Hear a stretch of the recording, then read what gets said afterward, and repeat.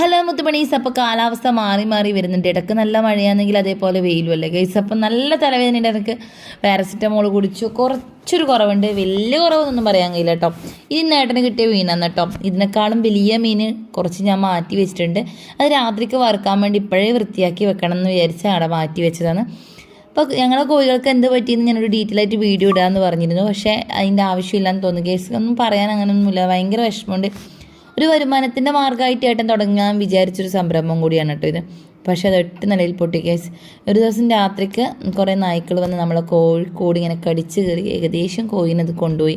ഇപ്പം ആകെ 4 കോഴിയുള്ളൂ. 10-35ഓളം കോഴികളുണ്ടായതായിരുന്നു. അപ്പോൾ ഭയങ്കര സങ്കടമുണ്ട്. അത് പറഞ്ഞറിയിക്കാൻ പറ്റുന്നില്ല ഗൈസ്. കാരണം സ്വന്തം മക്കളെ പോലെയാണ് ഏട്ടൻ നോക്കിയത്. ഇത് ഞാൻ നേരത്തെ മാറ്റി വെച്ചു എന്ന് പറഞ്ഞ മീനാട്ടോ. ഇത് നല്ല പോഷക ഗുണങ്ങൾ അടങ്ങിയ മീനാന്ന് ഏട്ടൻ പറയാറുണ്ട്. കുട്ടികൾക്ക് കൊടുക്കുന്നതിന് നല്ലതാണ്. ഫ്രഷ് അല്ല, മായൊന്നും ഇല്ലല്ലോ ഗൈസ്. അന്ന് തന്നെ ഞാൻ പുറത്ത് പോയി